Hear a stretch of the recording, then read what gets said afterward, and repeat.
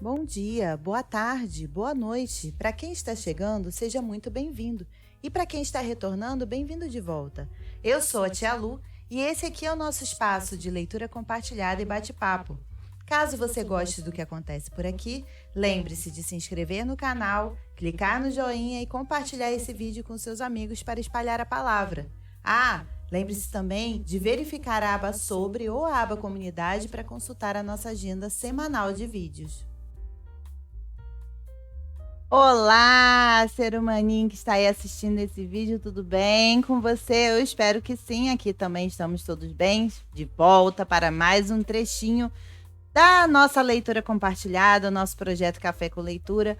Aqui estamos lendo A Sutil Arte de Ligar o Foda-se, do Mark Manson, e hoje nós vamos ler a parte 15 aqui da nossa trajetória. Bora para a leitura? Bora para a leitura! A gente começa com reagindo à tragédia. Lembra que a gente estava falando sobre responsabilidade e culpa? Então, vamos prosseguir daí. E quanto aos eventos trágicos? Muita gente pode assumir a responsabilidade por problemas relacionados ao trabalho e talvez por ver TV demais, quando deveria estar brincando com os filhos ou sendo produtiva. Mas quando o assunto são tragédias, a reação automática é puxar a cordinha de emergência no trem da responsabilidade e saltar logo que ele para. Algumas coisas são simplesmente dolorosas demais para assumir. Mas pense comigo, a gravidade do evento não altera a realidade dos fatos. Como eu explico para meus alunos, a culpa é sobre a produção do fato e do ato. Então, quem produz o fato, quem produz o ato é culpado. Responsabilidade é sobre a vida estar sendo afetada. E uma tragédia pode não ser culpa sua de nenhum modo, mas se está afetando sua vida, é sua responsabilidade. Com certeza. Por exemplo, se você for assaltado, é claro que não é culpa sua. Ninguém jamais escolheria passar por isso. Porém, assim como na hipótese do bebê deixado à sua porta, lá do último trecho, você passa a ser responsável por uma situação de vida ou morte. Você revida, entra em pânico, fica paralisado, avisa a polícia, tenta esquecer e fingir que nunca aconteceu. Todas essas possibilidades de reações são escolhas que você é responsável por fazer ou rejeitar. Você não escolheu o assalto, mas mesmo assim, lhe cabe gerir o impacto emocional e psicológico da experiência e tomar as devidas providências legais, obviamente, né? Em 2008, o Talibã assumiu o controle do Vale do Swat, uma parte remota do nordeste do Paquistão, onde logo implementaram seu extremismo muçulmano. Chega de televisão, chega de filmes, chega de mulheres saindo de casa sem acompanhante, chega de meninas na escola. Em 2009, uma paquistanesa de 11 anos chamada Malala Yousafzai, Malala, você deve ter ouvido falar desse nome, começou a se manifestar contra a proibição de estudar. Ela continuou a frequentar a escola local, arriscando tanto a própria vida quanto a do pai, além de participar de conferências em cidades próximas. Como o Talibã se atreve a tirar meu direito à educação? Escreveu ela em uma publicação online. Em 2012, aos 14 anos, Malala levou um tiro no rosto quando voltava da escola. Um soldado talibã mascarado entrou no ônibus armado com um rifle e perguntou: "Quem é Malala? Digam ou atirem todo mundo." Malala se identificou, uma escolha incrível por si só, e o homem atirou na cabeça dela na frente de todos os passageiros. Malala entrou em coma e quase morreu. O Talibã afirmou publicamente que, se sobrevivesse, seria morta junto com o pai. A menina sobreviveu. Hoje, autora de um best-seller, Malala ainda fala sobre a violência e a opressão contra mulheres em países muçulmanos. Em 2014, recebeu o Prêmio Nobel da Paz por seus esforços. Parece que o tiro no rosto só lhe deu uma audiência maior e mais coragem que antes. Teria sido mais fácil para Malala se acomodar e dizer: "Não posso fazer nada" ou "não tenho escolha". Isso, ironicamente, também teria sido uma escolha. mas ela optou pelo oposto. Alguns anos atrás, escrevi algumas das ideias que conto nesse capítulo no meu blog, e um homem deixou um comentário. Ele disse que eu era vazio e superficial, acrescentando que eu não tinha real compreensão dos problemas da vida ou da responsabilidade humana. Disse que tinha perdido um filho havia pouco num acidente de carro e me acusou de não saber o que era verdadeira dor, me rotulando de idiota por sugerir que ele era responsável pela dor de perder um filho. Estava na cara que aquele homem tinha passado por uma dor muito maior do que a maioria das pessoas enfrenta na vida. Ele não escolheu a morte do filho, não tinha culpa por tal desgraça. A responsabilidade de lidar com a perda lhe foi imposta, embora fosse clara e compreensivelmente indesejável. E apesar de tudo isso, ele era sim responsável pelas próprias emoções, crenças e ações. A reação que apresentou diante da morte do filho foi uma escolha dele. As dores de todos os tipos são inevitáveis, mas podemos escolher o que elas significam para nós. Alegar que não tinha escolha e que só queria o filho de volta é, por si só, uma escolha. Uma entre as muitas formas possíveis de lidar com esse tipo de dor. É claro que eu não disse nada disso a ele. Estava ocupado demais, ficando horrorizado e pensando que talvez eu realmente não tivesse autoridade nem conhecimento para tal discurso. É um dos riscos desse tipo de trabalho. Um problema que eu escolhi e um que era minha responsabilidade resolver. No início, eu me senti muito mal. Eu entendo, quem não se sentiria recebendo uma mensagem como essa, né? Depois de alguns minutos, comecei a ficar zangado. As objeções dele tinham pouco a ver com o que eu estava dizendo, me tranquilizei. Além do mais, como assim? Não é porque não perdi um filho que eu também não tenha sofrido muito nessa vida. Então, usei meu próprio conselho. Escolhi qual seria meu problema. Eu podia ficar bravo com aquele homem e discutir com ele, tentar comparar a dor dele com as minhas, mas isso só nos tornaria idiotas e insensíveis. Ou podia escolher um problema melhor, praticar a paciência, ser mais compreensível com meus leitores e ter aquele homem em mente sempre que escrevesse sobre dor e trauma a partir de então. E foi o que eu tentei fazer. Respondi apenas que sentia muito pela perda dele. O que mais eu podia fazer? Ele deve ter ouvido uma vozinha assim no ouvido dele. Não responde. A genética aleatória.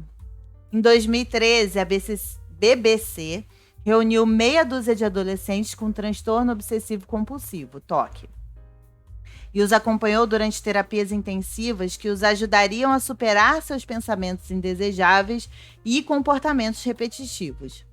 Entre eles estava Imogen, uma garota de 17 anos que tinha uma necessidade compulsiva de tocar todas as superfícies pelas quais passava. Se não fizesse isso, era dominada por pensamentos horríveis sobre a morte de sua família. Havia também Josh. Precisava fazer tudo com os dois lados do corpo. Apertar a mão de uma pessoa com a mão direita e a esquerda, comer com ambas as mãos, passar por uma porta com os dois pés e assim por diante. Se não igualasse os lados, ele sofria graves ataques de pânico. Já Jack tinha a clássica fobia de germes, por isso se recusava a sair de casa sem luvas, fervia água para beber e se negava a comer qualquer coisa que não tivesse sido lavada e preparada por ele mesmo. O TOC é um transtorno mental que pode ser controlado. E como veremos, esse controle se resume a equilibrar os valores do indivíduo diagnosticado. A primeira coisa que os psiquiatras desse projeto fazem é dizer aos jovens que eles devem aceitar as imperfeições de seus desejos compulsivos. Por exemplo, quando Imogen tem pensamentos horríveis sobre a morte dos familiares, ela deve aceitar que eles podem de fato vir a morrer e que não há nada que ela possa fazer para impedir isso. Ou seja, Imogen é informada de que os acontecimentos não são culpa sua. Josh é convencido a aceitar que, a longo prazo, equalizar todos os seus comportamentos para torná-los simétricos prejudica sua vida mais do que os ocasionais ataques de pânico. E Jack é lembrado que, por mais que se esforce, os germes estão sempre presentes e sempre podem infectá-lo. O objetivo é fazer esses jovens reconhecerem que seus valores não são racionais, que na verdade sequer são valores deles, e sim advindos do transtorno, e que ao segui-los estão prejudicando a própria vida. O passo seguinte é encorajar esses adolescentes a escolher um valor mais importante que o imposto pelo transtorno e então se concentrar nele. Para Josh, isso se dá através da possibilidade de não precisar esconder seu distúrbio dos amigos e familiares o tempo todo, da perspectiva de ter uma vida social normal e funcional. Para Imogen, é a ideia de assumir o controle de seus pensamentos e sentimentos e voltar a ser feliz. E para Jack, é a capacidade de ficar longe de casa por longos períodos sem sofrer episódios traumáticos.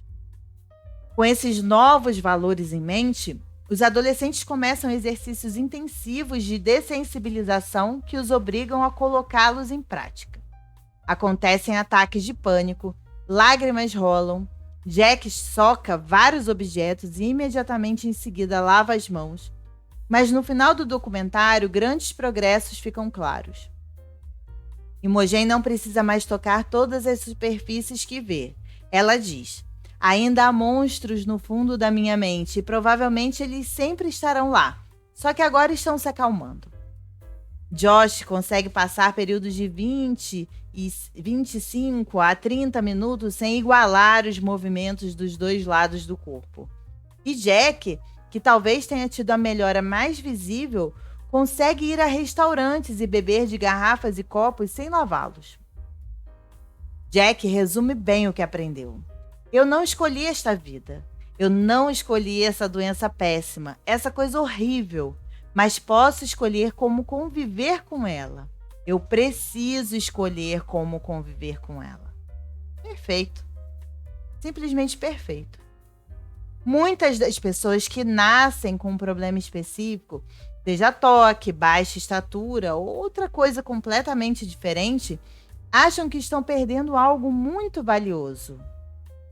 Sentem que não há nada que possam fazer, então evitam a responsabilidade pela situação. Elas concluem: eu não escolhi essa genética horrível, então não é minha culpa as coisas darem errado. E é verdade, a culpa não é delas, mas a responsabilidade sim. Na época da faculdade, eu tinha uma fantasia meio delirante de me tornar jogador profissional de pôquer. Ganhei dinheiro e tudo mais, e foi divertido, mas depois de quase um ano jogando a sério, desisti. Passar a noite inteira acordado, olhando para uma tela de computador, ganhando milhares de dólares em um dia e perdendo a maior parte do dia seguinte, não era estilo de vida para mim. Além disso, não era o meio mais saudável ou emocionalmente estável de ganhar a vida. Por incrível que pareça, no entanto, o tempo que eu passei jogando pôquer influenciou profundamente meu jeito de ver a vida. A beleza do pôquer é que, embora a sorte esteja sempre envolvida, ela não determina os resultados a longo prazo. Uma pessoa pode receber uma mão horrível e vencer alguém com uma mão sensacional. A pessoa que recebe boas cartas tem uma probabilidade maior de ganhar, é claro, mas no final das contas, o vencedor é determinado pelas, sim, você adivinhou, escolhas que faz ao longo do jogo. Eu vejo a vida da mesma forma. Todos nós recebemos cartas aleatórias no início do jogo. Alguns, cartas melhores. E embora seja fácil nos fixar no que está na mão e sentir que nos ferramos, na verdade o jogo está nas escolhas que fazemos com essas cartas, nos riscos que decidimos correr e nas consequências com as quais escolhemos viver. Quem, de maneira consistente, faz as melhores escolhas diante das situações que se apresentam, acaba ganhando no pôquer e na vida. Não necessariamente quem tem as melhores cartas. Algumas pessoas sofrem psicológica e emocionalmente por causa de deficiências neurológicas e ou genéticas. Mas isso não muda nada. Elas herdaram cartas ruins, é claro, mas não têm culpa. Assim como o cara baixinho que queria uma namorada não é culpado por ser baixo, nem a pessoa que foi assaltada é culpada por ter seus pertences roubados, mas todos têm responsabilidade. Se escolhem procurar tratamento psiquiátrico, fazer terapia ou não fazer nada, no final das contas, a escolha também é deles. Há quem tenha tido uma infância ruim. Há os que foram maltratados, violentados e destruídos física, emocional ou financeiramente. Eles não são culpados por seus problemas e obstáculos, mas mesmo assim são responsáveis, sempre responsáveis por seguir em frente, apesar das dificuldades, e fazer as melhores escolhas que puderem, seja qual for a situação. Aqui é muito diferente, gostaria de fazer um parênteses, de meritocracia. Não está se falando de meritocracia. Não está se falando que seja quais forem as cartas que você receber, você vai chegar lá no mesmo ponto. Todo mundo vai chegar no mesmo ponto. Mas é fato que fazer escolhas melhores te leva por um caminho melhor. Então, seja a vida que for, seja a condição inicial que for, se você fizer as melhores escolhas possíveis, você vai desenhar o melhor caminho possível dentro daquilo que você recebeu no início do jogo, vamos dizer assim. E sejamos sinceros, se juntássemos todas as pessoas que têm algum distúrbio psiquiátrico, que lutam contra a depressão ou pensamentos suicidas, que sofreram negligência ou abuso, que lidaram com tragédias ou a morte de um ente querido, ou que sobreviveram a graves problemas de saúde, acidentes ou traumas, se reuníssemos todas essas pessoas e as colocássemos na mesma sala, provavelmente teríamos que reunir toda a humanidade, porque ninguém sai da vida incólume. Algumas pessoas têm problemas piores que a maioria, é claro, é óbvio. Eu não levei um tiro no rosto porque eu queria estudar, por exemplo, né? Malala levou, Luciana não. Algumas se tornam vítimas dos incidentes mais terríveis. Por mais que isso nos entristeça e perturbe, é preciso lembrar que, no final das contas, não muda nada em relação à equação de responsabilidade sobre nossa situação individual. E assim a gente vai terminando esse nosso trechinho da nossa leitura compartilhada, do nosso Café com Leitura. Se você está curtindo, tem interesse em adquirir o livro, aqui embaixo tem os links da Amazon para você poder fazer a sua compra, tanto na versão Kindle quanto na versão original. Se você gosta de ter o livro, né, tá acompanhando aqui, mas gostaria de ter para você fazer a sua leitura com seus pensamentos, né, dar de presente para alguém. Então, tá aí o link. Também tem o link das minhas redes sociais, caso você queira me seguir por lá. E é isso, a gente vai ficando por aqui. Até o próximo Café com Leitura. Um beijo e tchau. Tchau.